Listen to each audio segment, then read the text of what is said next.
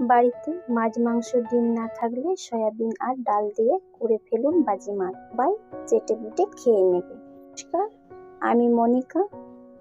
রান্নাঘরে আপনাদের বরাবরের মতো স্বাগত জানাই। আবারও আপনাদের সামনে হাজির হয়েছি নতুন রেসিপির সাথে। চলুন শুরু করা যাক।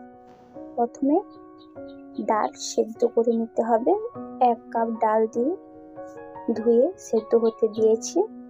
ডাল সম্পূর্ণ ঢাকনা দিয়ে ঢেকে দেব না, একটু জায়গা রেখে দেব বাষ্প বেরোনোর জন্য।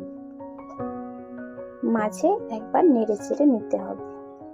ডাল সেদ্ধ হয়ে গেছে, এবার নামিয়ে নেব। এবার কড়াইয়ে তেল গরম হতে দেব। অন্যদিকে সয়াবিনে নুন হলুদ মাখিয়ে নেব। সয়াবিন আগে আধ ঘন্টা ভিজিয়ে জল ছেঁকে নিয়েছিলাম। এদিকে তেল গরম হয়ে গেছে, এবার সয়াবিনগুলি দিয়ে দেব।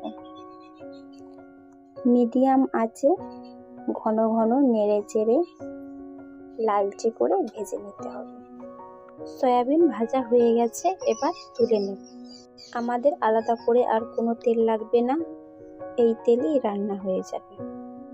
এবার ফোড়নে দেব গোটা জিরে, এবার দেব পেঁয়াজ কুচো, নেড়ে চেড়ে নিয়ে এবার দেব রসুন বাটা। ভালো করে নেড়ে চেড়ে নেব। রসুন বাটা দিলে সুন্দর একটি ডালের মধ্যে ফ্লেভার চলে আসে। আপনারা বাড়িতে যখন এমনি ডাল রান্না করবেন তখন রসুন বাটাটা দিয়ে দেখবেন, ডালে দারুণ স্বাদ চলে আসবে। এবার এর মধ্যে দেব দুপুরা ডাল, কয়েক মিনিট নেড়ে চেড়ে নেব। এবার এর মধ্যে মশলা দেব, জিরে গুঁড়ো, হলুদ গুঁড়ো, লঙ্কা গুঁড়ো দিয়ে বেশ কয়েক মিনিট কষিয়ে নেব। এবার এর মধ্যে দেব কাশ্মীরি লঙ্কা আর গরম মশলা দিয়ে ভালো করে নেড়ে চেড়ে নিতে হবে। ভালো করে কষানো হয়ে গেলে এর মধ্যে জল দিয়ে দেব। জলটি ভালো করে ফুটিয়ে নিতে হবে। দেখুন মশলা ফুটছে, এবার এর মধ্যে ভাজা সয়াবিন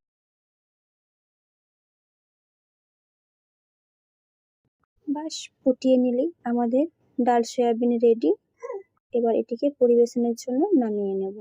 কেমন লাগলো বন্ধুগণ, কমেন্ট করে জানাবেন। আজকের মতো বিদায়, দেখা হবে অন্য কোনো রেসিপি নিয়ে, অন্য কোনো টপিক নিয়ে। সুস্থ থাকুন, ভালো থাকুন, নতুন নতুন রেসিপি পেতে রান্নাঘরের সাথে জুড়ে থাকুন। নমস্কার।